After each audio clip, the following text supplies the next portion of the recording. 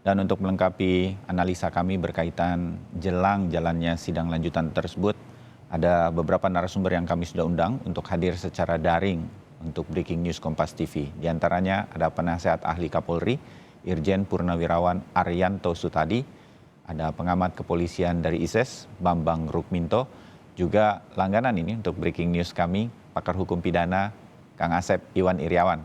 Kang Asep, Mas Bambang, Pak Arianto, selamat pagi, salam sehat untuk kita Selamat semua. pagi semuanya.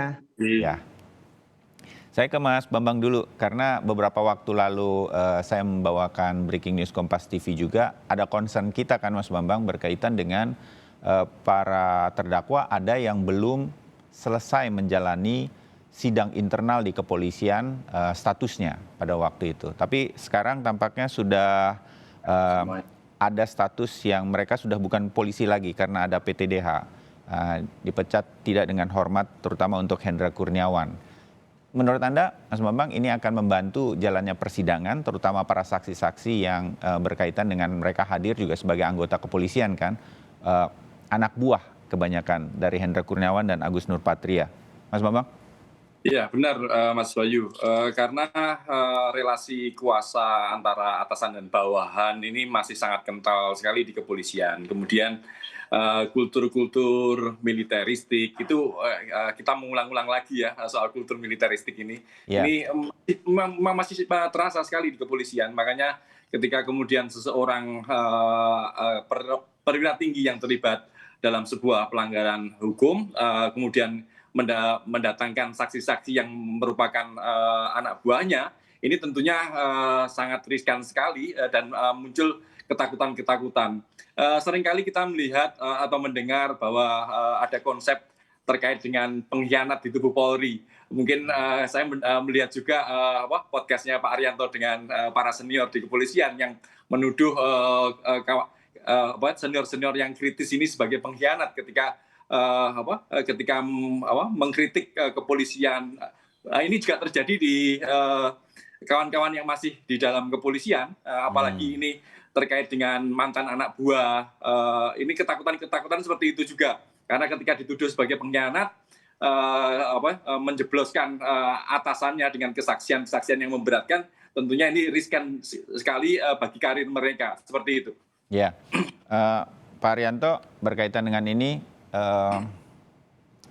Kalau kita menonton film kan memang kalau ada polisi yang jujur untuk mengatakan ada kawannya yang tidak bertindak selayaknya seorang polisi, dia memang dimusuhin.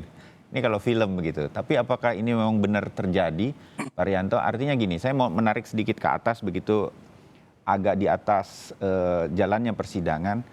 Tentu kan harapan kita semua, mengapa ini semua sampai terjadi, kepolisian di bawah Pak Listianto sebagai Kapolri tegas terhadap para anggotanya, siapapun dia, apapun pangkatnya, mau jabatannya sudah tinggi ataupun masih di bawah begitu, kalau ia bersalah mereka menjadi terdakwa begitu di persidangan.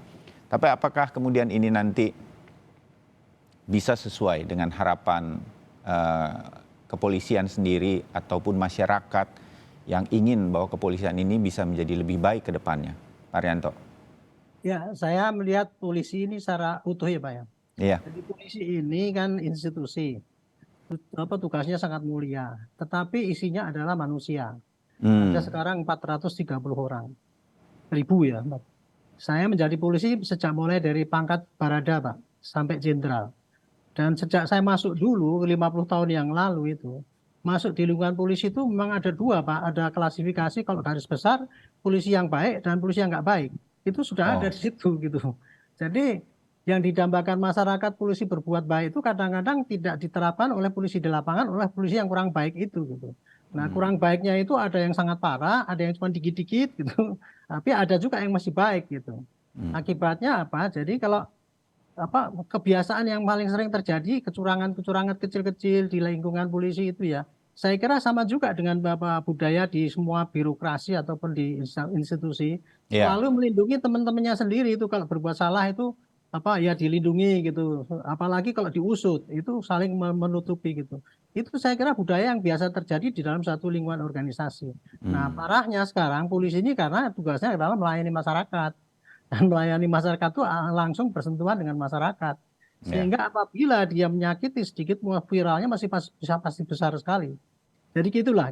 Nah kemarin Pak Sigit itu mewarisi suatu polisi yang dimana di dalamnya juga masih ada polisi yang baik dan ada polisi yang kurang baik itu. Hanya yang polisi yang kurang baik kemarin itu tertutupi, masih kurang terbuka gitu ya, walaupun beberapa banyak diviralkan, tetapi kan tidak diungkap karena belum ada kasus yang gede. Nah kemarin polisi ketika Pak Sigit mewarisi institusi polisi itu kan polisi dalam kondisi yang katanya dipercaya nomor 3 setelah kepresidenan, TNI dan polisi kan dia di atas KPK gitu.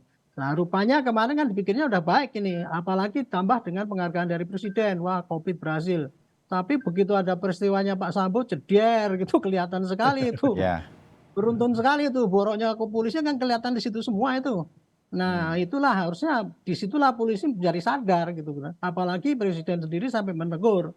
Jangan ditutup-tutupi, itu artinya selama ini memang banyak juga terutama untuk kasusnya Sambo itu.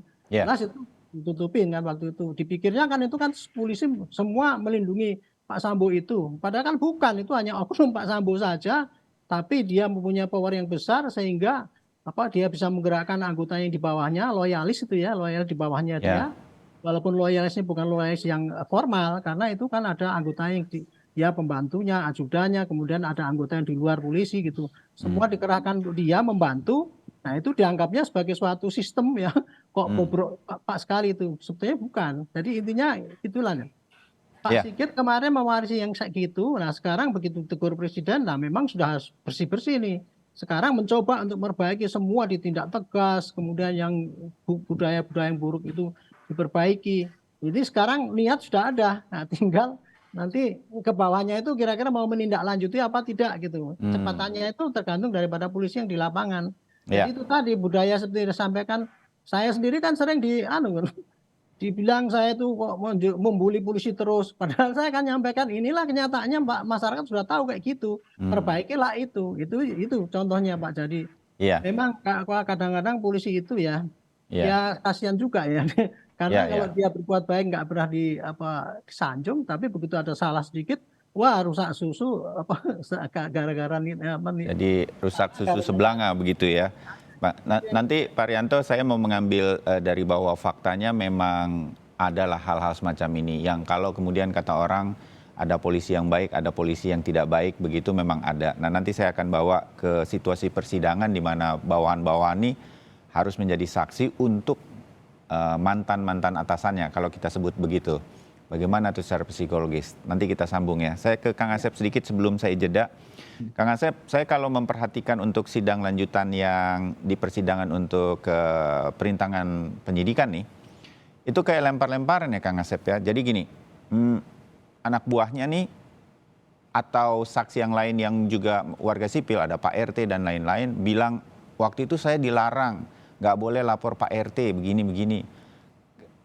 Jentik jari aja tuh dibantah, enggak, saya nggak pernah begitu, apa dan segala macam dari pihak para terdakwa begitu membantahlah keterangan saksi.